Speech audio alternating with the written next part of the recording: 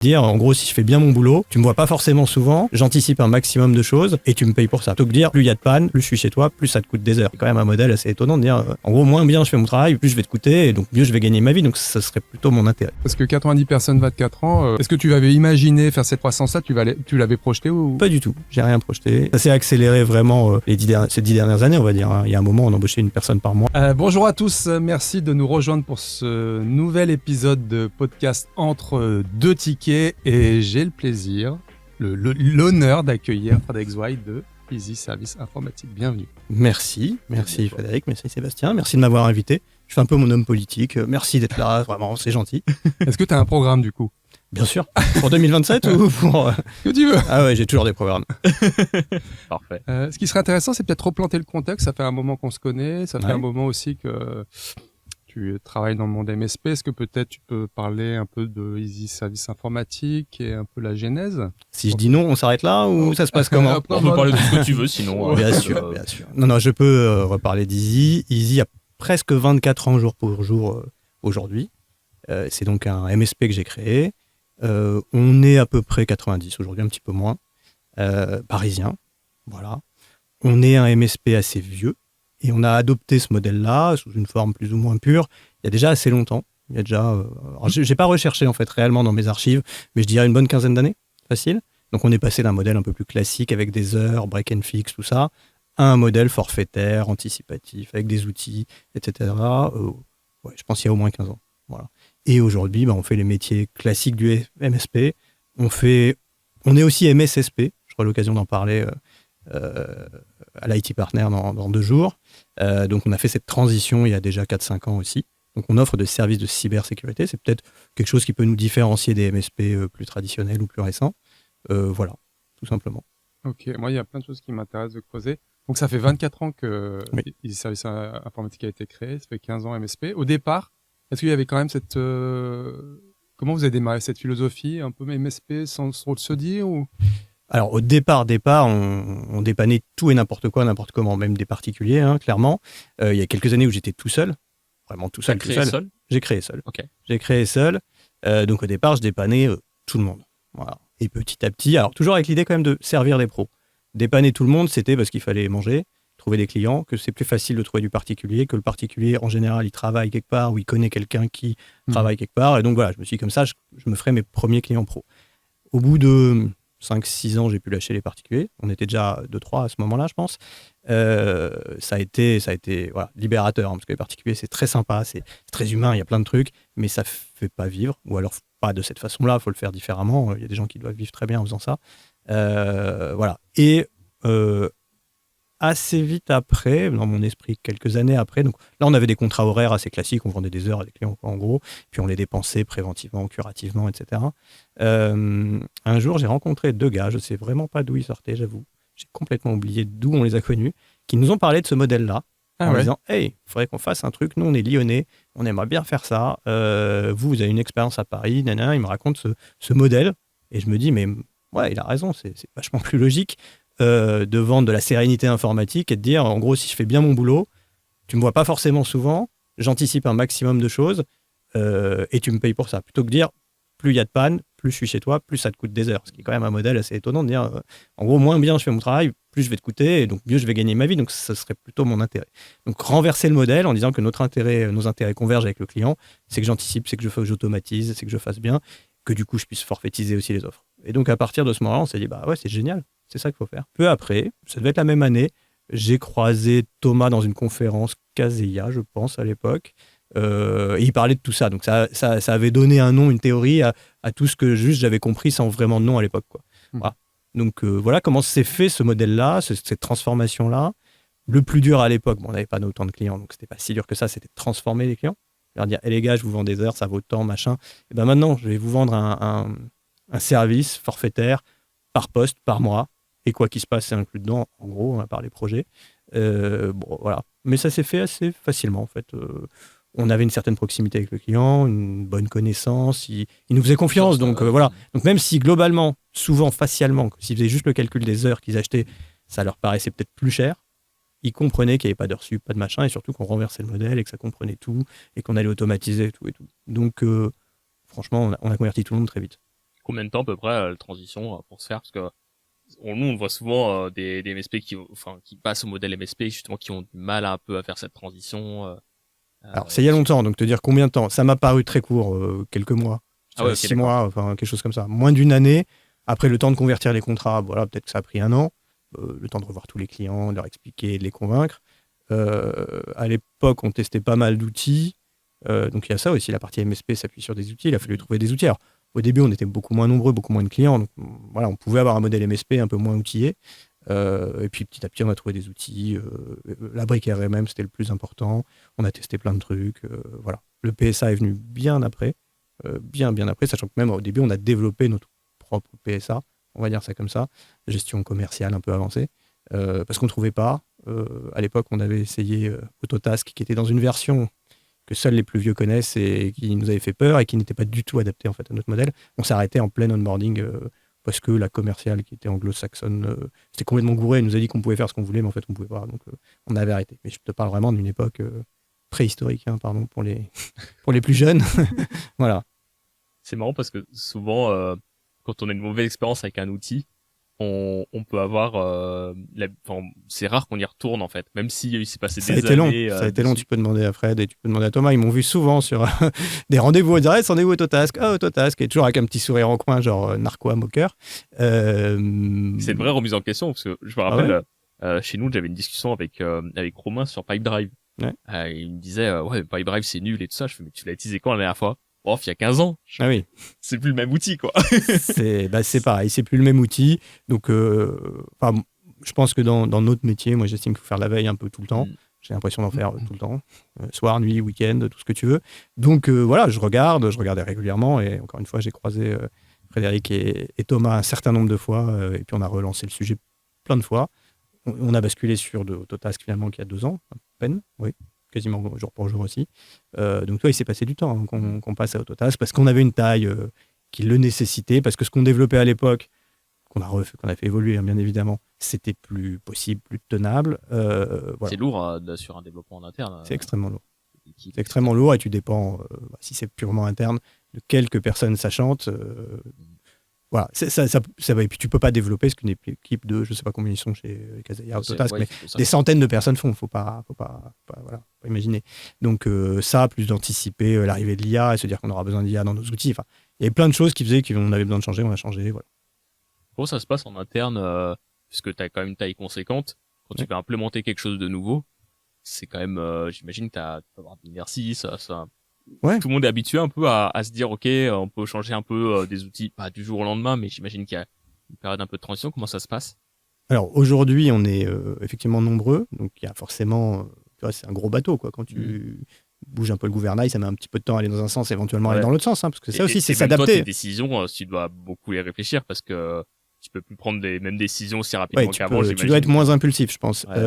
Et parfois réfréner un peu ton envie d'innovation, te dire, ah, c'est génial, on va faire ça. Tu te dis, oui, mais il y a effectivement 80 personnes à emmener.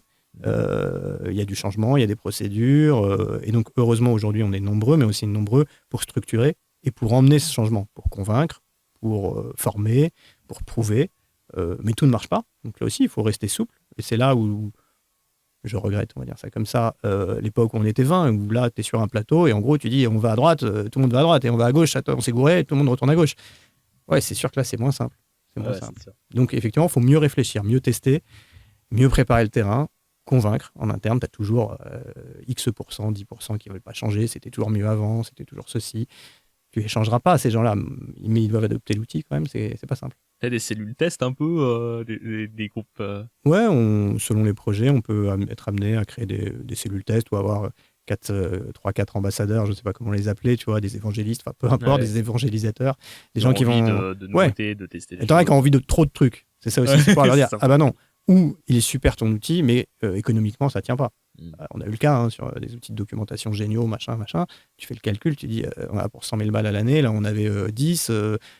Le 90 de différence, on ne peut pas le justifier, il n'y a pas de ROI, tu vois. Et donc ça, tu sors du geek pur qui trouve l'outil génial et tu dois te dire non, bah, faut être rationnel, quoi. Faut que ça rapporte un retour sur investissement, quoi. Et ça, il y avait cette démarche-là quand tu internalisais le développement et que tu faisais toi-même, ce ROI, vous étiez dans cette démarche-là ou c'était plus une limite où il y avait trop d'efforts? Moi, au tout début, et j'étais pas le seul, je développais. Donc j'avais déjà cette fibre-là. Ok. Ensuite, ça s'est fait comme ça, de façon très opportuniste en interne. Il y avait des gens qui développaient, on a développé, et puis on a confié. Alors je dis en interne, on avait en fait des freelances, mais qui étaient tellement dédiés à nous que je les internalise dans ma tête. On était très proches. Il y avait ce côté sur mesure qui est quand même assez kiffant. C'est-à-dire, alors je suis pas très fringue, mais j'imagine que des fringues sur mesure, c'est mieux que du prêt-à-porter. Donc tu veux que la manche elle soit comme ça et de telle couleur et que le pli soit là et que la surpiqûre la elle soit. morphologie. Bah voilà, moi je veux le bouton de telle couleur à tel endroit et je veux qu'il soit rond avec un arrondi de tel degré, bah tu le fais. Tu veux là où quand tu arrives dans un Autotask ou autre, PSA, t'es peut-être un peu mal dans ton costard, quoi. Et tu te dis, c'est marrant, avant, je pouvais bouger le bras et j'avais pas de problème. Là, le bras, il bouge plus, quoi. Donc, c'est aussi structurant et c'est aussi se remettre en question. En fait, est-ce qu'on avait besoin du bouton rond à 92 degrés, comme ça, jaune, moutarde? Peut-être que s'il est vert, en fait, tu vois. Donc, ouais. Donc, c'était pas forcément, pour répondre plus clairement à ta question, il n'y avait pas de ROI en tête ou de je sais pas quoi. On a développé, on n'avait pas trouvé les outils, on a été dégoûté par une mauvaise expérience, si je reprends un peu ce que tu as dit, mais encore une fois, à une époque très lointaine. Et on s'est dit, on va le faire nous-mêmes parce que, voilà, là au moins c'est sur mesure, on a exactement ce qu'on veut, ni trop peu, blabla. Et, voilà. Okay. Et puis ce côté un peu geek, un peu on touche à tout, un peu voilà. Et en fait, tu as entrepris assez jeune du coup? J'avais 24 ans, c'est pile la moitié de ma vie, c'est ce que je mettais dans un truc LinkedIn il n'y a pas longtemps, 8732 jours exactement il y a 10 jours, je pense. Donc j'ai passé. Au moment où ça sera publié. Voilà, un peu plus maintenant, effectivement. Et voilà, oui. Et qu'est-ce qui t'a été l'élément déclencheur? Tu dois entreprendre ou... Je dépannais déjà pas mal de gens pendant mes études. J'ai été embauché par ma fac pendant mes études, donc je dépannais la fac la nuit. J'essayais de faire mes études le jour. Et c'est très formateur. Sorti de là, j'avais déjà donc des clients informels, tu vois, qu'on dépannait comme ça, donc qui étaient des potes et des parents de potes, pour faire très simple. Et puis j'étais très autonome, j'étais entrepreneur, j'avais envie. Et les retours étaient très bons. C'est-à-dire que les gens me trouvaient efficace et sympa, on va dire. C'est comme ça que je trouvais d'autres clients. C'était uniquement le bouche-à-oreille. Et ce qui est marrant, c'est que 24 ans après, 98% de nos clients, nos prospects sont du bouche-à-oreille. Ça continue. On n'a jamais été prospecté qui que ce soit. On n'a pas de force commerciale de prospection. La chasse, on ne sait pas ce que c'est. Voilà, donc ça reste dans notre ADN. Faut que ça évolue, j'imagine, un jour. Mais donc, voilà. Ça a pris assez vite des proportions, toutes proportions gardées au début, mais qui suffisaient à me faire vivre. J'ai vite été marié aussi, donc voilà, il fallait faire vivre tout le monde. Ma femme faisait encore ses études. Voilà, j'ai dépanné des gens, ça se passait bien, les gens étaient contents. On a enchaîné, puis je me retourne 24 ans plus tard, je suis là assis à cette table avec vous deux, quoi. Voilà. C'est fou la vie. C'est fou. Je sais pas si c'est une réussite ou pas, mais c'est fou. Voilà. Ouais, t'as l'impression d'annoncer ça. Voilà, c'est à l'aboutissement, c'est. Non, c'est. Merci. C'est ça. C'est le summum. Voilà, avec des bons cannelés. Exactement. Non, mais c'est fou. Ça va vite. À la fois, je me dis c'est 24 ans et à la fois, je me dis mais ça allait super vite. Ouais, parce que 90 personnes, 24 ans, est-ce que tu avais imaginé faire cette croissance-là? Tu l'avais projeté ou... Pas du tout. J'ai rien projeté. Ça s'est accéléré vraiment ces 10 dernières années, on va dire. Il y a un moment, on embauchait une personne par mois. Je trouvais ça beaucoup. Ah ouais. On avait vraiment besoin, il y avait vraiment de la demande. Voilà, mais je trouve ça beaucoup. Et en fait, c'est intéressant parce que souvent, il y a pas mal d'entrepreneurs qui disent ouais, moi je veux rester avec une petite équipe où je me vois pas gérer. Je pense quelqu'un qui te voit, qui est pas du tout à ce niveau-là, il va se dire j'ai du mal à me projeter, me dire je me vois gérer 80 personnes. Mais en fait, la réalité, c'est que je pense que c'est très progressif.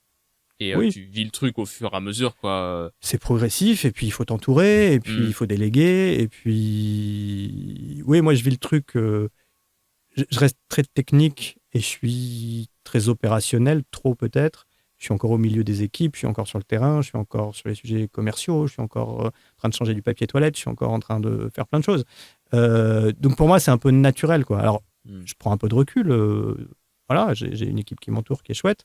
Du recul ou de la hauteur, selon les gens disent de la hauteur, c'est plus chic peut-être que du recul. Mais je suis dedans, en fait. Je suis dedans. Je laisse pas tomber un technicien qui a un problème à je sais pas quelle heure. Je suis là, tac, tac, tac, je vais l'aider. Je maîtrise plus autant que certains, et ça c'est chouette. Je Je suis plus le meilleur et depuis longtemps chez Easy, techniquement, entre guillemets, tu vois.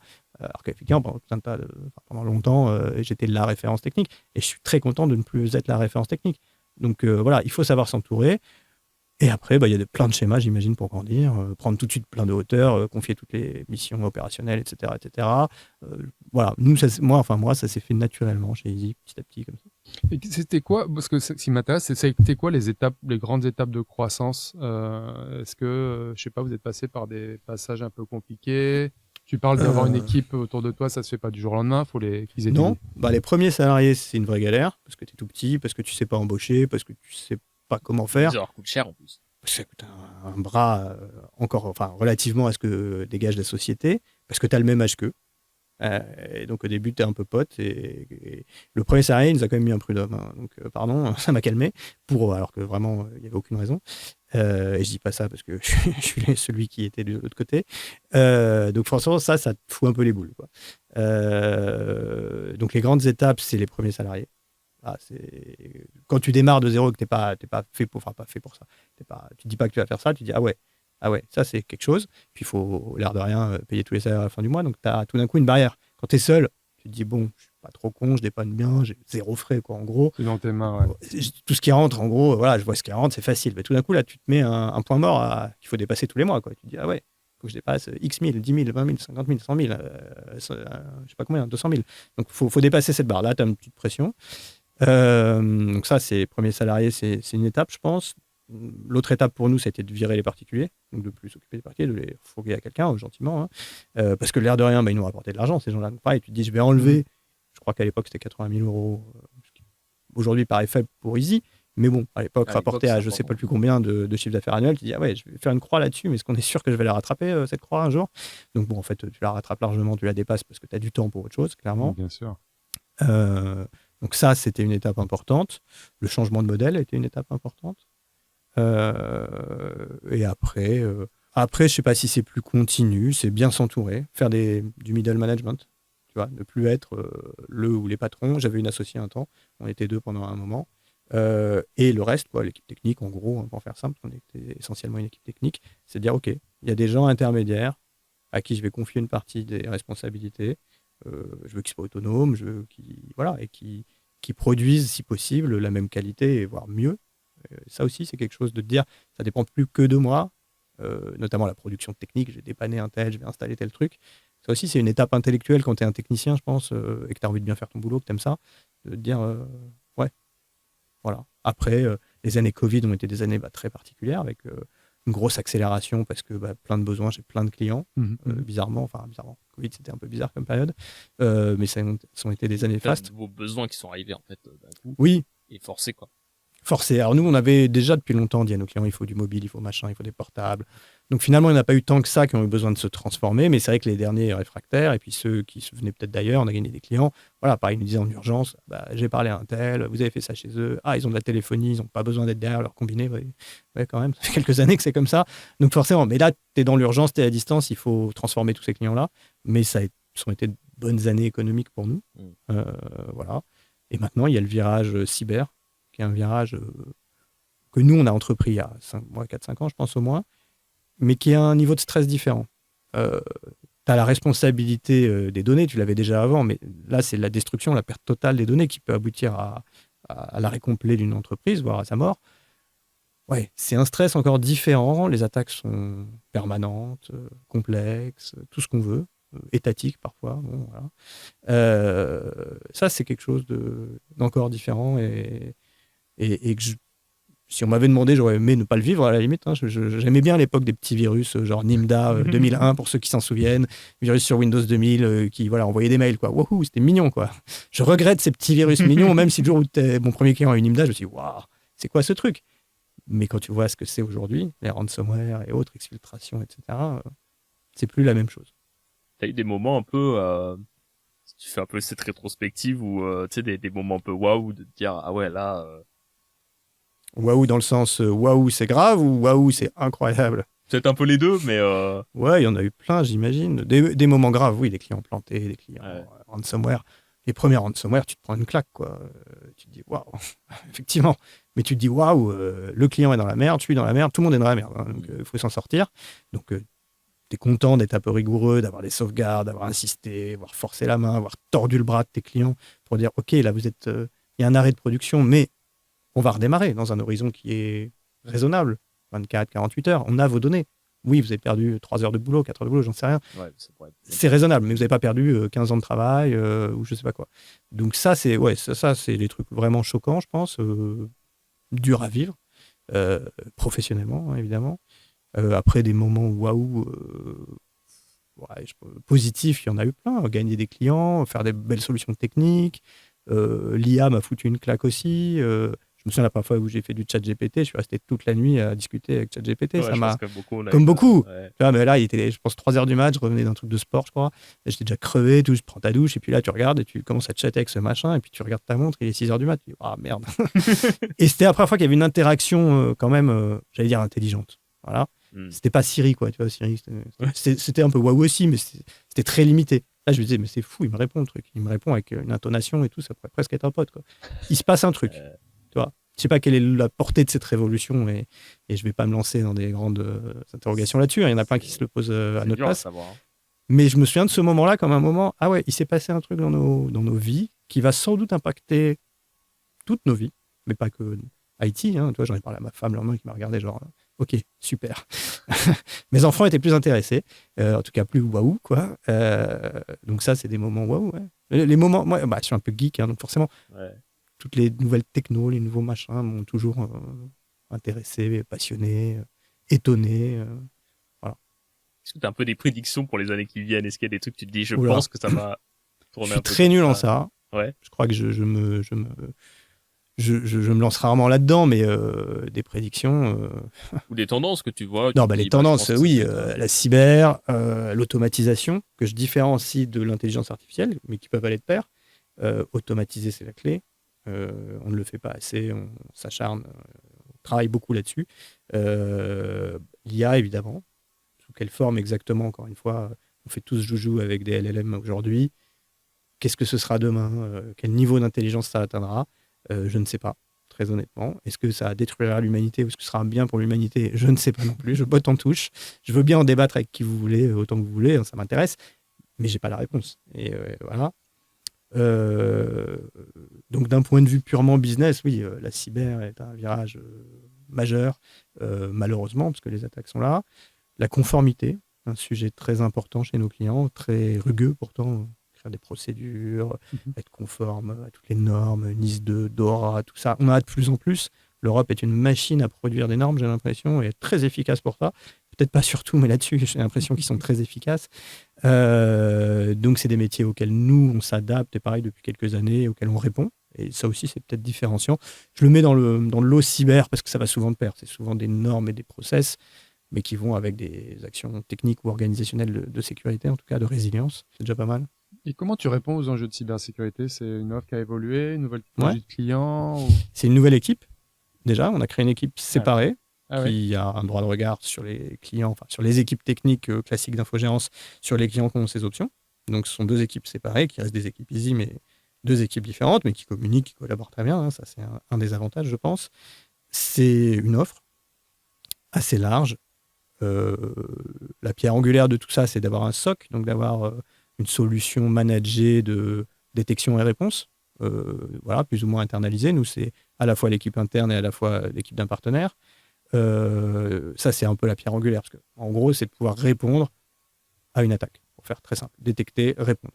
Détecter très vite, répondre ou isoler très vite la chose. Et ensuite, réparer, faire ce qu'on veut. Mais autour de ça, il y a toute la sensibilisation, donc les formations, le phishing, tout ce qu'on appelle le hardening, hein, que ce soit sur du 365, que ce soit sur de l'AD, parce qu'il y en a encore un peu d'AD, que ce soit les règles pare-feu, tout ce qui fait la sécurité, la cybersécurité classique. Et le pompon, c'est quand tu habilles tout ça de conformité, de règles, de politique, de machin. On essaie de faire, nous, des grades. J'avais fait d'ailleurs un document là-dessus, où je mettais un peu toutes les actions en 3 niveaux. Donc, niveau de sécurité de base, les règles de mot de passe, les antivirus, les pare-feux, un anti-spam, etc. Ensuite, c'est la version évoluée de ça, donc des accès conditionnels, du MDM, du MFA, plein de choses. Et puis enfin, quand on arrive au bout du bout, le SOC évidemment arrive très vite aussi. Quand on arrive au bout, on est capable de décrire ça, de documenter ça et de le prouver à des tiers. et on a une assurance cyber, et voilà, et on forme les équipes. Et, voilà, le but, c'est d'arriver à ce niveau 3 pour quasiment tout le monde. C'est un long chemin, la sécurité. C'est peut-être pas un but, c'est un chemin. Parce que ça se renouvelle tout le temps, parce qu'on sait qu'un jour, on va se faire avoir par quelque chose. On ne sait juste pas quel niveau d'impact. Donc nous, ce qu'on promet, c'est de le prendre le plus tôt possible, de le mitiger, contenir le plus tôt possible, en fait, c'est tout. On ne promet pas qu'il n'y aura pas d'attaque, on ne promet pas qu'il n'y aura pas de données volées, on ne promet pas tout ça. On promet juste que normalement, on détecte très vite, on l'isole très vite, on reconstruit très vite ce qui aurait pu être abîmé, et on avance. Et c'est vrai que sur le marché, on voit des enjeux de sécurité qui augmentent, donc forcément des services de sécurité qui augmentent, mais est-ce qu'il y a toujours ce déséquilibre entre ce que j'ai besoin et ce que je suis prêt à payer, ou on commence à aller vers des clients qui commencent à... Ça dépend des clients. Nous, les clients les plus matures, souvent sans doute ceux qui ont le plus de moyens, et peut-être ceux qui sont le plus contraints par une réglementation, forcément, ils n'ont pas d'autre choix que de devenir matures et de se documenter, de prendre les services de SOC, etc., etc. Je comprends tout à fait qu'un client plus petit, qui est peut-être en difficulté un peu économique, me dise je ne vais pas aller investir dans un SOC, ton pare-feu nouvelle génération, faire des VLAN dans tous les sens, etc. Je peux le comprendre. Donc il y a toujours ça. J'ai l'impression quand même les gens se rendent compte que la cyber, on ne peut plus s'en passer, quoi. Ça ne sert à rien de maintenir un truc qui va se faire défoncer 2 semaines plus tard ou un mois plus tard, ou qui s'est peut-être déjà fait hacker, mais on ne s'en est pas rendu compte. C'est aussi donner cette visibilité sur l'état du truc. Donc oui, on va dire que, j'allais dire bon gré, mal gré, mais malgré, les gens s'en rendent compte parce que soit eux-mêmes se font attaquer plus ou moins gravement. Alors ça peut être un petit phishing, je vais dire pas grave. Voilà, une certaine mesure, c'est pas grave. Ils se sont fait taper leur compte 365, ça a envoyé des mails à la terre entière. Voilà, c'est une alerte, quoi. On profite, et c'est pas méchant de dire on profite de cet effet-là pour dire là, c'est bon, on a eu une petite menace, maintenant il faut réagir. Au sérieux, quoi. Voilà, il faut prendre ça au sérieux, la prochaine, ce sera peut-être définitif, quoi. Et ce qui est compliqué pour nous, c'est d'avoir d'être MSP et MSSP. Il faut expliquer à tes clients que tu les sécurisais basiquement et ça suffit plus. Ouais, pourquoi je te paye? Pourquoi je paye des antivirus? Pourquoi j'ai un pare-feu? Ouais, t'as ça, mais ça, c'est la base de la base aujourd'hui. C'est évidemment absolument nécessaire, mais c'est évidemment absolument pas suffisant. Donc, il faut leur dire ça, il faut leur expliquer ça prend du temps. Et puis, en face, effectivement, il y a des coûts qui sont ce qu'ils sont, hein, importants ou pas importants, mais c'est ceux de la survie de l'entreprise et de son écosystème, parce qu'une entreprise qui se fait hacker, c'est plein d'autres qui sont en risque, c'est plein de données qui fuitent, c'est la responsabilité. C'est pas que toi, c'est aussi tes salariés. Tu vas peut-être exposer leur fiche de paye, leur machin, j'en sais rien quoi. Plein de trucs qui doivent pas sortir. Voilà. Donc, tu as constitué une équipe à part, donc pour vraiment être focus sur le sujet-là. C'est quoi? C'est de l'interne? C'est aller chercher des gens qui sont compétents? Ah non, c'est que de l'interne. C'est que de l'interne. Les gens en cybersécu, en tout cas ce qu'on en a vu nous, c'était des divas qui coûtaient très cher, trop cher. Je sais pas si on aurait pu les intéresser, ou c'était des gens qui savaient rien, sortis d'école, et qui valaient beaucoup trop cher aussi. Ouais, donc on a préféré faire monter en compétence ceux qui avaient l'appétence pour ces matières-là, et prendre ceux-là pour constituer cette équipe-là, à partir de notre noyau dur de techniciens, d'analystes, etc. J'ai eu des discussions avec pas mal de gens dans ce milieu-là, et on a tous un peu le même constat, quoi. Sortis d'école, les mecs, ils savent souvent que dalle. Ils ont les yeux qui brillent parce que l'école leur a vendu des salaires de fous, en disant tu vaux 200K, 100K, je sais pas quoi, machin, mais tu sais rien en fait, donc non. Et pire, c'est que c'est nocif des deux côtés, quoi. C'est nocif bien sûr. Côté employeur, mais aussi des salariés ou indépendants qui se disent mais de ce qu'on m'a vendu, quoi. Non, mais bien sûr, c'est nocif pour tout le monde. Et après, il y a sans doute des grosses boîtes pure cyber qui ont de toute façon besoin d'embaucher plein de gens et qui sont peut-être capables de payer ça parce qu'ils revendent à des gros machins. Ils savent que dans le process, ils vont être formés, les gars. Donc à la fin, ils seront peut-être pas mauvais, hein, d'ailleurs. Mais nous, on peut pas se permettre d'embaucher des gens comme ça, à ce coût-là, et de les former pendant je sais pas combien de temps. Voilà. Donc on a préféré faire de la promotion interne, ce qui est pas mal, parce qu'en plus, tu arrives chez Easy, tu as moyen d'aller dans un autre univers très proche, mais dans un autre truc, tu as des débouchés en interne, ce qui est important, de permettre à ces salariés de grandir dans ton entreprise. Moi, il y en a, le plus vieux, ça doit faire 18 ans qu'il est là. Ah ouais. Donc, majeur. Majeur. Quelque chose comme ça. Ouais, je pense que c'est 18 ou 19. Le 20, ça doit être l'année prochaine. Il doit y avoir 19. Ils sont deux pas très loin. Enfin, il y en a une, c'est une fille. Voilà, donc c'est bien de te dire, les gens évoluent aussi dans ton entreprise. Ça fait partie du truc. Il y a un sujet qui est important, c'est comment quand tu crois comme ça, tu as toute la partie un peu commerce, comment elle se structure. J'aimerais bien que tu nous racontes un peu comment toi t'as structuré un peu cet aspect-là, parce que c'est une étape souvent sur laquelle on peut bloquer. On entend tout le temps, Tu vas être on déçu, a hein. que le bouche à oreille, etc. Ouais, mais non, mais en fait, des fois les choses très simples fonctionnent très bien et c'est Ouais, bien aussi que. on n'a rien structuré. Ok. On n'a rien structuré. On n'est pas des commerciaux. Ok. On n'a jamais eu d'équipe commerciale, encore une fois, de chasse. On a finalement assez récemment dans l'histoire d'Easy constitué une équipe commerciale d'éleveurs, moi j'appelle ça des responsables de compte, dont une partie sont des techniciens que j'ai convertis au commerce parce qu'ils aimaient ce contact client et ils avaient des capacités là-dedans. Moi j'estime qu'il faut connaître ce qu'on vend. Je déteste rien de plus qu'un commercial, pardon les commerciaux. J'adorais rien de plus que défoncer une proposition commerciale d'un commercial quand j'arrivais en clientèle ou je sais pas quoi, en disant mais le mec il sait même pas ce qu'il vend, c'est une blague, voilà, et voilà pourquoi c'est une blague là, là, là et là. Donc en gros vous balancez ça, vous nous prenez, nous on va faire ça, ça va coûter moins cher et c'est plus efficace. Le mec il a juste rien compris. Donc on vend une matière très technique, il faut la rendre la moins technique possible. Bien sûr, le client il veut pas savoir la technique, hein, on est je pense tous d'accord autour de cette table. Donc il faut réussir à faire ça. Mais il faut quand même montrer que tu maîtrises quoi. Pendant très longtemps, on n'a pas eu de commerciaux. Pendant très longtemps, j'étais le mec qui répondait un peu à tous les clients. J'ai signé quasiment tous les clients. C'est toi qui vendais. Et aujourd'hui, c'est un petit peu différent du coup. C'est un petit peu différent. Maintenant, on a quand même un directeur commercial, directeur du développement exactement.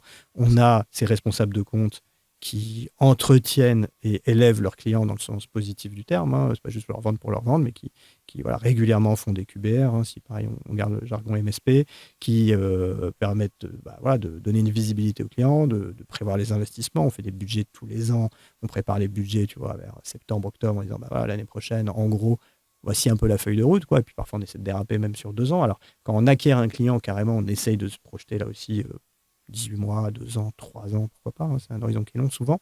Mais de leur dire, on veut vous emmener. Et d'ailleurs, on vous le dit clairement, et ça va vous coûter ça, ça et ça. C'est des investissements, il faut les prévoir, j'en sais rien, il faudra y aller petit à petit. Et c'est un échange aussi, hein, parce qu'évidemment, on peut te dire, attends, t'es fou, moi j'ai pas ça à mettre, j'ai pas 100 à mettre, j'ai 50. Ok, on fait quoi avec 50 ? S'il me dit j'ai 0, forcément il y a un problème si on part d'une situation qui est dramatique. Hein, on peut lui dire, non, c'est impossible, je préfère pas bosser avec vous, ça va aller au drame direct. C'est jamais arrivé, ou quasiment. Hein. Mais c'est de dire, ok, on est dans votre entreprise, on est un membre de votre entreprise, on comprend qu'il y a des contraintes budgétaires. Enfin, on n'est pas plus débile qu'un autre. Hein. Donc si c'est pas 100 qu'il faut mettre, mais 20, qu'est-ce qu'on peut faire avec 20 ? Ok, on peut faire ça, tu comprends qu'on va faire ça, tu comprends qu'il y a peut-être des risques avec ces 20-là, mais l'année prochaine, il faudra peut-être mettre 50 cette fois, hein. On est d'accord. Voilà, il faut avancer, quoi. Voilà, et la partie commerciale, sinon le développement commercial, c'était du bouche à oreille. Le reste, c'est développer des offres. C'est sentir les bons produits, qu'est-ce qu'on va vendre, qu'est-ce qui est nécessaire. Et ça, baignant là-dedans tout le temps, tu suis le truc, quoi. Enfin, tu as des idées. Je ne suis pas seul, hein, il y en a d'autres qui sont venus avec des idées. Cette année, par exemple, on lance une offre d'OSINT, donc Open Source Intelligence. Donc, en gros, regardez ce qui se passe sur le dark web pour faire très, très simple. Hein, voilà. Là, ça vient d'un de nos analystes en cyber qui s'est spécialisé là-dedans et qui nous a dit, moi, je pense que c'est une bonne idée. Le fait en plus que la boîte soit assez grande, du coup, ça permet d'avoir plein d'informations qui circulent, de nouvelles choses, etc. Et nourrir un peu de ça, quoi. Forcément. Voilà. Okay. Mais il n'y a pas de grand plan stratégique à 12 ans, de grand... Voilà. On n'a pas ça. On n'a pas ça. Et du coup, quasi que de bouche-oreille, les opportunités ? 95%. Le reste, c'est géographique, quoi. On est au centre de Paris, donc voilà. On essaie de développer notre visibilité de plus en plus. Être présent quand un client a besoin, quand un prospect a besoin. On y travaille beaucoup, mais c'est long. Le bouche-oreille, c'est génial. T'arrives, t'es une star, normalement, à peu près. Tu vois, t'es bien vendu, quoi. Oui, le plus gros de l'effort est fait. T'as le transfert de confiance, que la vente, c'est de la confiance. Surtout sur des sujets pareils, donc... Oui. Non, mais t'arrives, les gens parfois me disent « Ah, t'es trop fort et tout ». Qu'est-ce que j'ai fait ? Moi, je suis arrivé parce qu'un mec sympa a parlé de moi, de nous, parce qu'on a bien fait notre boulot. J'arrive, je montre un contrat et on signe à la fin. Non. Je savais de quoi je parlais, oui, sans aucun doute. J'aimais bien, et j'avais des petits tips comme ça chez les clients, les prospects. Je suis curieux, je regarde partout, je vois la borne Wi-Fi, ceci, le machin, cela, tu vois. Et tu trouves toujours un irritant et tu dis, je pense que là, dans votre salle, vous devez avoir ceci. Il me dit, oui, comment vous savez ? Allez, je vais vous le régler en 2 secondes. Et tu tournes la borne Wi-Fi dans le bon sens ou tu dépannes un truc sur Outlook. Et le client, à la fin, voilà. C'était hyper facile. Enfin, c'était facile. Franchement, c'était facile. Parce que tu arrives par bouche à oreille, encore une fois. C'est pas... Voilà. C'est ça que j'aime bien, c'est on a plein de gens différents sur ce podcast, chacun a un peu ses différentes approches, et des fois les trucs super simples comme ça, tu vois, c'est à la fois simple et tu le maîtrises tellement bien. C'est naturel en fait. C'est ça, c'est exactement ça. Le client, il sent que t'es naturel, il sent que tu maîtrises ton et... truc. Il s'attend pas forcément à ce que tu passes sous son bureau pour aller lui mettre 3 câbles et dire attends, le mec il a fait n'importe quoi. Excuse-moi, j'en peux plus de voir ces câbles qui traînent. Je vais juste les ranger à ta télé parce que moi ça m'irrite. Alors je le dis pas en le tutoyant, je le vous vois. Mais oui, ça m'est arrivé plein de fois en rendez-vous de remettre des câbles à la télé bien propres. Ils sont pas là, moi c'est propre. Tu vois, l'air de rien parce que oui, ça m'agace de voir des câbles dans une belle salle de réunion qui dépassent. Tu vois, c'est mon côté psychorigide, mais il faut. Je suis un peu comme toi. Et le client, ça le marque. Il se dit ah ouais, c'est pas un commercial qui est venu en costard. Ça montre un niveau de détail. Je pense que ça en dit long en fait sur ça. Ça montre aussi un niveau de détail, etc. Les équipes, elles en peuvent plus que je leur dise que le diable est dans les détails, mais c'est un truc que je leur ai répété 800 milliards de fois, je pense. Oui. Une fois, on a eu un client parce qu'un technicien a été suffisamment malin pour voir qu'il y avait une miette de pain qui était tombée sur. C'était une caisse à l'époque qui était tactile et la miette de pain s'était coincée dans la partie entre l'écran et la dalle. Et c'était des écrans où il fallait appuyer, c'était pas juste. Voilà. Et en fait, ça avait fait bugger le système. Une miette de pain, on a gagné un client grâce à une miette de pain. C'est cool, non? Ouais, franchement, c'est pas mal. C'est un putain de détail, ça. Là, voilà. J'adore. Là, on a vécu un enfer, mais un enfer chez un client, pour une fibre qui était légèrement courbée. Sachant que des fibres, il y en avait dans tous les sens, des étages, tout ce que tu veux. Pareil, un gars, on était ensemble, on a passé il y a eu plein de problèmes ce client, mais le dernier gros problème, c'était la fibre qui était légèrement coudée. J'en ai fait une photo, il faut que j'en fasse un post LinkedIn. Légèrement coudée. Donc, c'est pas que ça marchait pas. C'est que de temps en temps, ça marchait bizarrement. Ouais. Va trouver la fibre dans un local technique où il n'y a même pas de lumière quasiment, qui est légèrement coudée. Entre-temps, t'as vécu un enfer pour le client. T'as fait tout ce que tu pouvais, t'as changé les bornes Wi-Fi. On voit tout ça bien. Ouais. Voilà. Tu vois, c'est des trucs fous. Le diable est dans les détails.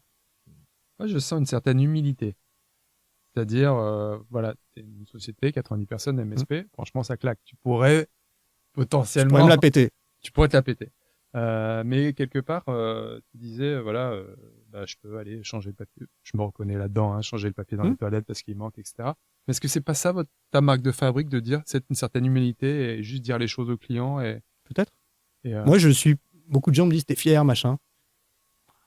Je sais pas trop ce que c'est la fierté. Je sais pas si je suis fier. Je suis content d'être arrivé à embaucher 90 personnes. Je suis content que des gens puissent se développer chez Easy, grandir techniquement, tout ce qu'on veut, dans leur boulot. Je suis content qu'ils aient pu faire une partie de leur vie professionnelle grâce à Easy. Je suis content qu'on fasse j'espère, bon boulot pour nos clients qui peuvent eux-mêmes se développer, tout ça. Ouais. Est-ce que j'en tire une fierté? Est-ce que je me le répète? Non, je crois pas. Je pense pas, non. Voilà, je suis un mec simple. Donc, si je suis simple, si tu es content de mon boulot, si tu es content de bosser avec moi, je suis content, tu vois. C'est aussi bête que ça. Ouais, et puis aller chercher les irritants de l'informatique de tous les jours, je trouve ça astucieux juste dès le premier rendez-vous. Dès le premier. Bah oui, tu le vois vite. La borne Wi-Fi, je sais pas, la solution télécom un peu moisie. Pour ça, je regarde toujours, je demande toujours à voir la baie de brassage, tout ça. Il y a toujours un truc. Mais même chez nos clients, il y aurait un truc. Je dis pas les autres font mal en plus. Toi, je dis, il y a toujours un truc. Mais appuie là où ça fait mal, forcément, le mec il va dire mais t'as raison. Et puis si en plus tu arrives à lui enlever l'irritant direct, là, tout d'un coup, le mec se dit attends, le gars qui s'occupe de moi depuis 2 ans, là, il n'a pas réussi ça. Nombre de fois que j'ai dépanné un truc comme ça en one shot, t'as gagné le client. Enfin, encore une fois, t'arrivais déjà parce qu'il avait confiance, a priori, bouche-oreille, tout ça. Mais là, tu lui prouves que t'es le dieu de l'informatique pour lui. En 2 secondes. Oui. Tu vois, c'est waouh. Oui, parce que tu disais, faut vulgariser la technique. Et donc, forcément, se mettre à sa portée. Si derrière, tu lui enlèves une petite épingle du pied. La technique, c'est pas pour vous, vous inquiétez pas. Moi, je m'en occupe. Voilà. Et après, tu as ce rôle de prescription qui est génial et dont tu n'abuses pas parce que les clients te font confiance. Il ne faut pas abuser de la confiance du client. Un jour, il se rendra compte. Nombre de gens qui m'ont dit moi, je fais ça. Tiens, 1 an, 2 ans. Après, si tu as un turnover client de dingue, tu t'en sors peut-être très bien, j'en sais rien, très bien pour toi. Mais pareil, c'est pas ma philosophie, quoi. Pas mon truc. Je pense que ça te rattrape toujours. Ouais, moi après, aussi. Le karma. Ouais, c'est ça. On en parlait tout à l'heure aussi sur notre enregistrement, mais soyez son karma, c'est important. Oui, non, je pense que ça te rattrape toujours. Ça, c'est clair. Voilà. Et du coup, on parle d'humain, mais je sais pas, il y a des enseignements que tu es allé chercher ailleurs. Alors, je connais pas, ou des livres que tu as lus qui t'ont inspiré. Moi, je trouve que bâtir une boîte et avoir 90 J'ai essayé de lire des bouquins. Traction, tout ça, là, EOS, machin. J'en ai lu, j'ai essayé. Ça m'inspire pas. Je préfère lire de la littérature, de la poésie, de la philosophie, mais pas des trucs d'économie. Il y en a qui ont essayé de me faire lire des trucs, le pourquoi, là, le why, se demander machin. Et j'arrive pas à rentrer là-dedans. J'ai l'impression que c'est des sectes, les mecs. Et ça peut finir par m'agacer, en fait. Presque. Mais je dis pas du tout que c'est mal ou bien mal fait. Oui, ça te parle pas. Ouais, ça me parle pas. Mais qu'est-ce qui t'inspire, du coup? Est-ce que tu vas chercher ton inspiration ailleurs, des idées? Ta motivation aussi. En tant qu'entrepreneur, la motivation, elle fluctue aussi. Qu'est-ce qui m'inspire? Alors ça, c'est une bonne question. Qui a donné des bonnes idées, une conférence, je sais pas. Hein. Non, mais oui, j'essaie d'écouter un maximum, enfin de regarder un maximum de news. La veille, j'en fais tout le temps. Enfin, ce que j'appelle de la veille, c'est-à-dire que je suis malheureusement trop sur mon smartphone ou mon ordi, en train de regarder des trucs, en train de tester des trucs. Ça, tout le temps. J'essaie de plus en plus de parler à des confrères. J'en ai vu la semaine dernière. Truc que je faisais très peu avant, j'avais pas le temps. Voilà. C'est vraiment tout ça. Je me nourris de plein de trucs qui viennent des autres, d'internet, des podcasts, des machins. Voilà. Mais j'ai pas effectivement une méthode miracle ou un gourou quelconque ou ouais, les lectures en tout cas, on va dire d'entreprise commerciale, technique. Ça m'a jamais parlé. Ok. Mais j'ai peut-être pas trouvé le bon bouquin ou le bon machin. Après, mes équipes me nourrissent aussi, mes clients aussi. Moi, j'aime beaucoup le contact client. J'aime beaucoup voir comment ils bossent, ce qu'ils font. Au début, ça me toujours le cas, hein, mais j'y vais moi. J'adorais voir l'autre côté du décor d'un autre métier, quoi. En fait, c'est quoi être avocat? C'est quoi être financier? C'est quoi être, je sais pas quoi, moi. Entreprise de, voilà. Alors nous, on est essentiellement parisiens, donc on n'a pas d'industrie. C'est un truc que je regrette. J'aurais bien aimé voir une industrie. C'est quoi? Comment tu fabriques un yaourt, un machin, un bidule? L'implication IT de ça aussi, bien évidemment, mais ouais. C'est quoi vos métiers? Comment vous les faites? Ah ouais, super, machin, ouais. Et donc, ça a été que de la croissance organique. Oui. Est-ce qu'il y a une volonté de faire de la croissance externe ou des autres marchés de développement? Il y a des idées de croissance externe, mais voilà, il y a des idées. C'est pareil, on s'organise pour essayer de se dire que si on pense que c'est une bonne idée, on pourrait le faire. Ça prend un peu de temps, forcément.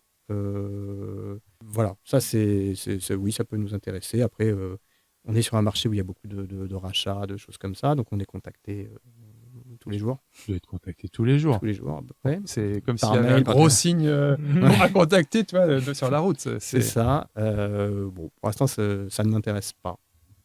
Voilà. Alors, évidemment, s'il y a un mec qui arrive avec un chèque de je sais pas combien, peut-être que je dirais tu peux m'intéresser.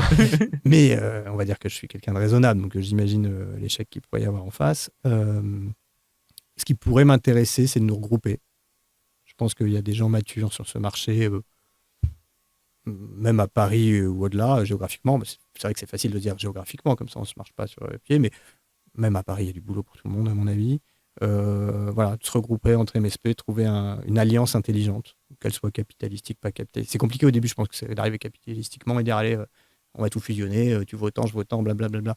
Peut-être qu'il y a un autre moyen de le faire pour commencer, pour peut-être finir sur une fusion capitalistique. Ouais, ça pourrait m'intéresser, m'amuser un peu. Donc du coup, t'es vachement, donc j'entends, faut pas t'offrir le bouquin Traction, plutôt poésie. On me l'a offert. Ouais. C'est peut-être nous ou non? Non, suite à MSPCon, c'est ma responsable marketing qui me l'a offert et qui me l'a dédicacé il y a 2 ans ou 3 ans, vous en parliez. Ok, donc ça, non, peut-être parce qu'on est rue Charles Baudelaire, donc peut-être du poésie, mais on a dans l'idée aussi de dire, là, on va créer un petit groupe de MSP avec un peu un niveau de maturité, d'éveil un peu similaire. On va créer ces groupes d'échange. Alors, soit faire une parenthèse inattendue ou tu vois, un week-end où tu t'isoles. Du coup, ça, c'est quelque chose qui pourrait te parler. Ça m'intéresse, ouais. Ouais, ça pourrait me parler. Parce que, comme tu l'as dit, il y a une certaine humilité. Moi, il y en a plein qui font des trucs super. Hein. Quand je regarde des sites de certains ou quand j'écoute certains, je me dis, waouh, ils sont peut-être plus petits, ils sont peut-être plus jeunes, en tout cas dans leur entreprise ou je sais pas quoi. Je me dis, ouais, ils ont des super idées, putain, c'est cool. Puis ils ont une énergie, ils ont un truc différent. Ça m'intéresse. Ouais. Et encore une fois, il y a de la place pour tout le monde. Enfin, oui. Ouais. Peut-être la culture française, la culture anglo-saxonne, ils partagent beaucoup plus facilement. La culture française, t'as parfois des gens qui ont une certaine barrière. Je comprends. Ouais. Je suis d'accord. Lui vend pas les mêmes outils que moi, sinon il va me concurrencer. Tu t'es passé par l'implémentation des outils, transformation, et ça demande un peu de boulot, quoi. C'est pas uniquement tu signes le devis, ça va bien se passer. Quoi. Bien sûr. Et on sent une culture d'entreprise assez forte chez Easy. Enfin, c'est ce que je sens. Si tu veux en parler, ça ressemble à quoi chez Easy le petit pull brodé que j'adore. Petit pull brodé. Chez Easy, on essaie de se marrer.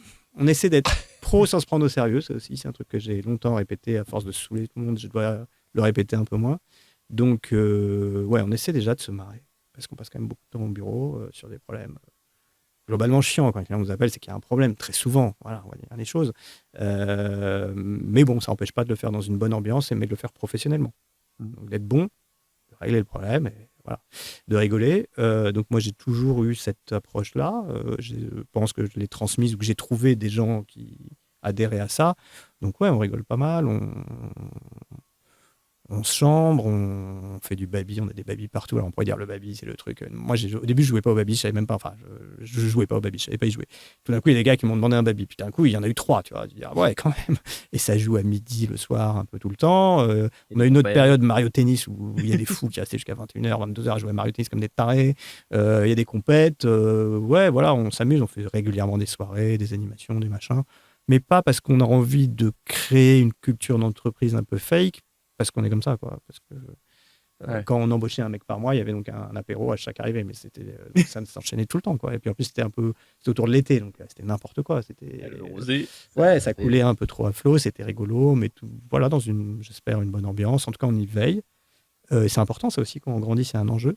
Et en 2026, encore plus.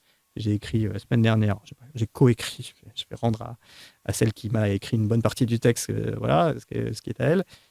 J'ai posté, alors c'est pas le premier, hein, mais c'est important, un message de bienveillance et machin.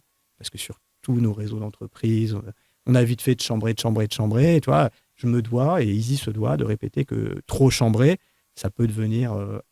Ça peut être mal perçu, mal vécu, ça peut être vécu comme du harcèlement par certains. Tu vois, alors que toi, tu penses faire une blague. Mais quand tu fais 20 fois la même blague par jour, au bout d'un moment, c'est plus la blague. Au bout d'un moment, c'est plus la blague. Et puis sur des réseaux où c'est écrit. Tu vois, donc ça, c'est un problème qu'on n'avait pas il y a 15 ans, ou quand on était moins nombreux, parce qu'on se parlait tous, machin. Là, on est à distance, on est machin. Donc tu dois pousser quand même ces messages-là, qui sont très importants, veiller à tout ça, avoir un œil. Alors, parfois, tu n'as pas l'œil partout, et puis des choses qui se passent dans la sphère limite privée. Tu vois, ils sortent du bureau, ils font des trucs, moi je sais pas, voilà, ça ne regarde pas Easy, mais ça reste important. Et ça n'existait pas il y a 10-15 ans, parce que la taille n'était pas la même, parce que la société a déjà changé aussi, je pense, sur plein d'aspects. Voilà. C'est un truc important, tu vois, auquel j'aurais jamais pensé il y a 10-15 ans. Bien sûr, ouais, c'est de nouveaux enjeux. Et puis on sent que, tu disais, il y a eu une période où vous étiez peut-être beaucoup moins pendant longtemps, et puis après, boum, d'un coup, et on sent on a longtemps été tous sur un plateau, tu vois, un plateau de 200 mètres carrés. Et là, on s'est vraiment bien marré aussi, parce que forcément, t'entendais le mec qui racontait n'importe quoi, qui s'était complètement planté, ou qui faisait je sais pas quoi, ou qui s'embrouillait dans son explication. Et donc, ça faisait marrer un mec à l'autre bout du plateau qui le vannait, et toi, tu envoyais, et puis, je sais pas, tu voyais passer un truc à travers le bureau. Cette ambiance-là, moi, elle me manquait un peu, parce que, voilà, j'ai pris un peu de hauteur, et puis que je dois être un peu plus exemplaire qu'avant sur ce sujet-là. Je peux pas juste débarquer, balancer des trucs à tout le monde, mettre la musique à fond tout le temps. Tout le temps, ouais. Voilà. Mais bon, je sens bien qu'entre équipe technique, ça marche globalement bien, ça s'entend bien, ça se marre bien aussi, et c'est cool. Je trouve ça très cool. Mais l'ambiance, on est 20 sur un plateau, 25, je sais pas. Ouais, c'était chouette. Ça rigolait bien. T'arrives à tisser des relations comme un peu avec tout le monde, parce que du coup, quand ça va vite, c'est... Ouais, j'essaye. Je vais pas te mentir. En fait, ce qui est un des caps aussi, c'est quand tu croises un mec ou une fille, et tu dis, putain, c'est quoi son prénom? Et ça arrive depuis peu. Alors forcément, quand ils viennent d'arriver... Je m'en veux pas encore trop, mais parfois je fais oh merde, putain, c'est quoi lui son prénom? Hop. Tu mets 3-4 secondes, je retrouve toujours jusque-là. Voilà, ça c'est bien. Mais tu te dis là, il y a peut-être une étape qui a été franchie. Tu mets un petit peu de temps à te souvenir du prénom d'un tel. Voilà. Je crois que c'est le chiffre de Dunbar, on appelle ça. C'est tu peux connaître entre 50 et 150 personnes. Genre vraiment connaître un peu la personne. Au-delà de ça, c'est trop pour le cerveau humain. Non, c'est trop, oui, forcément. Et du coup, ça inclut aussi tes relations personnelles. Oui, coup, en fait, t'arrives vite aux 150 quand même. En fait, c'est ça va très très vite. Quoi. Oui, je te dis pas que je connais la vie de chacun. Ouais, bien sûr. C'est normal. Après, pareil, dans le genre d'animation qu'on fait, on a des déjeuners roulettes, ça s'appelle. Donc, on tire au hasard qui va déjeuner avec qui. Ça, c'est bien. Et ça, c'est pas mal parce que le temps du déjeuner, qui je pense est sponsorisé par Easy, j'ai un doute, mais je pense qu'on le sponsorise, qu'on le paye, quoi. En plus, c'est bien fait parce qu'on a des questions, un petit jeu, machin. Donc, ça permet même aux plus timides de sortir un peu qui ils sont, ce qu'ils font, machin, ce qu'ils aiment pas. Tu vois, et ça, l'air de rien, t'en apprends vachement sur les gens en 1h30 ou 1h15 de déjeuner. Moi, j'aime bien ça. J'ai pas pu faire le dernier, mais j'ai participé aux autres. Donc on est 5-6 à déjeuner, on a une liste de restos dans le quartier, un peu sympa, et on en apprend beaucoup pendant cette heure-là, finalement souvent bien plus qu'en 3 semaines, à passer comme ça à droite à gauche, à courir. Ouais. Puis il y a beaucoup de jobs qui est un peu invisible, t'en avais parlé, du coup ta Ouais. réalité elle peut vite être déformée par rapport à... Oui, bien sûr. Vite, hein. Bien sûr. C'est du taf à gérer.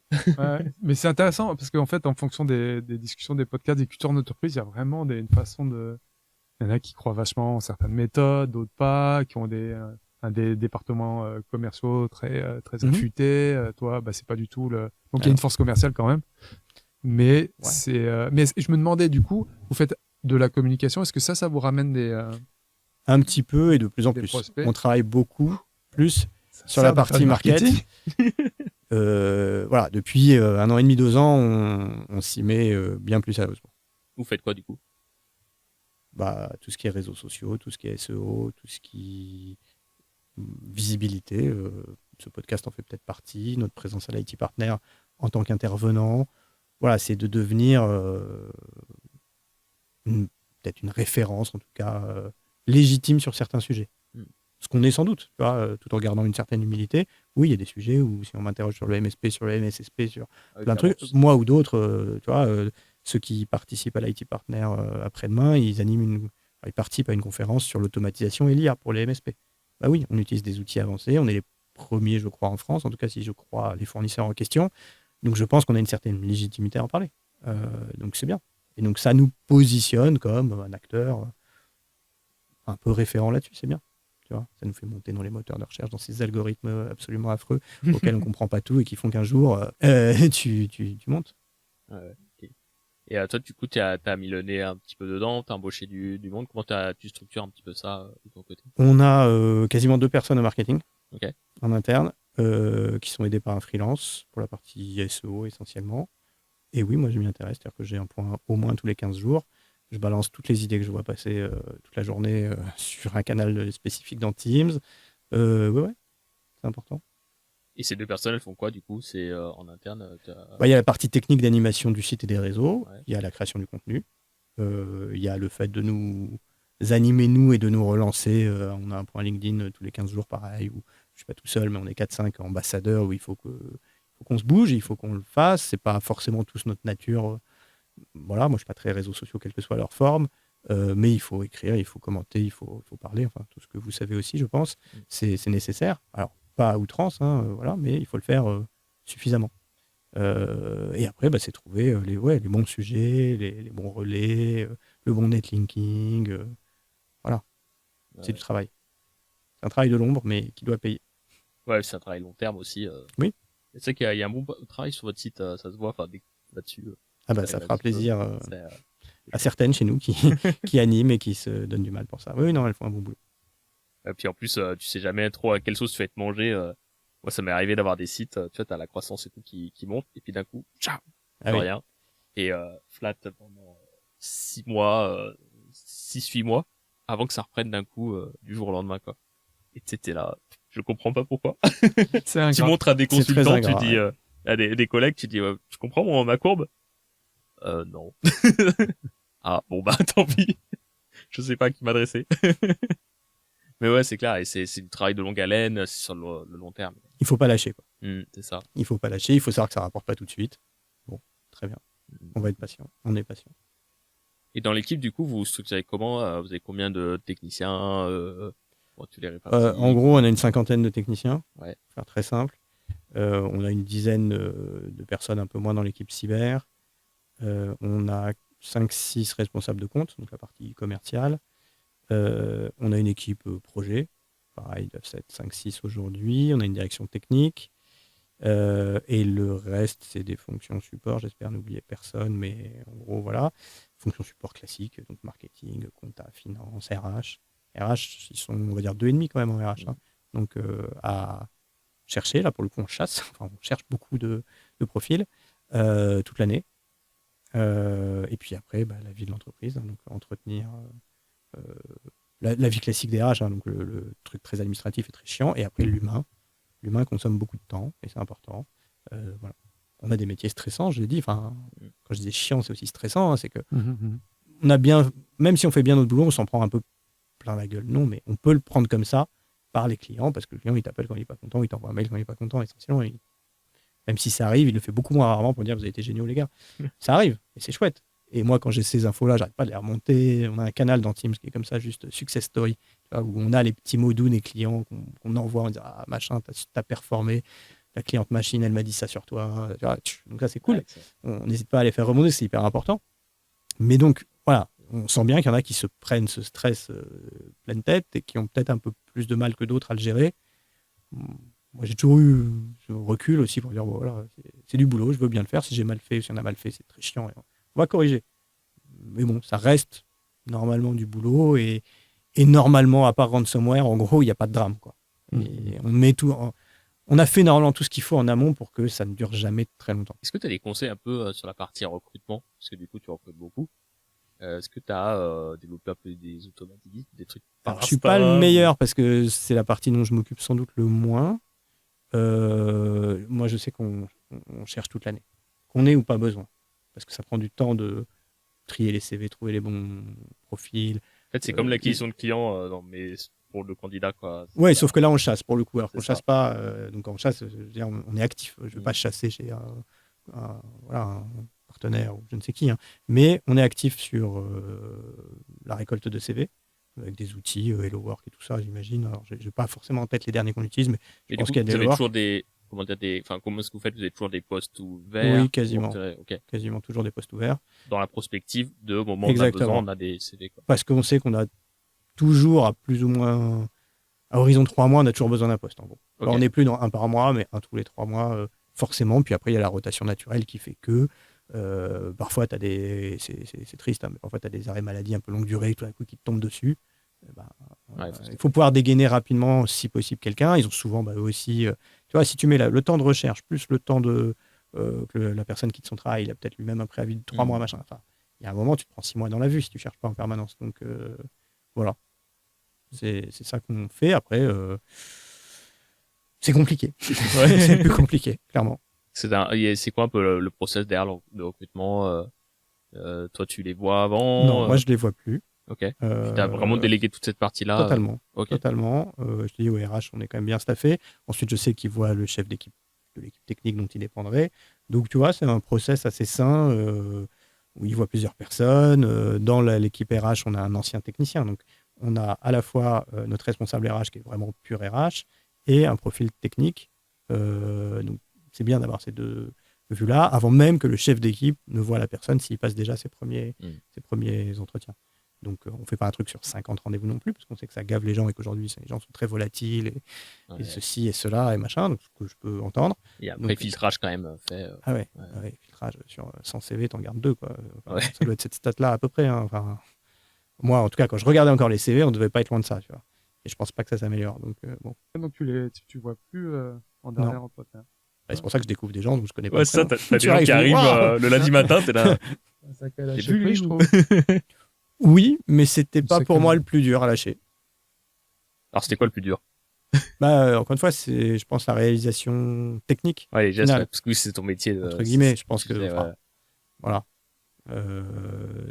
Ça, la partie un peu commerciale, découverte de nouveaux prospects, clients qui appellent, enfin, peu importe, c'est plus forcément moi non plus. J'aimais bien découvrir les gens, ce qu'ils faisaient, mais il y a un moment, enfin, j'en fais encore certains, mais je les fais pas tous. Quoi. Ouais, c'est pas. Je pense que si tu veux être scalable, en fait, il y a un moment où tu fasses confiance aux gens et peut-être qu'ils soient plus compétents. Exactement. Je pense qu'ils sont plus compétents. Moi, je me retrouvais comme un con.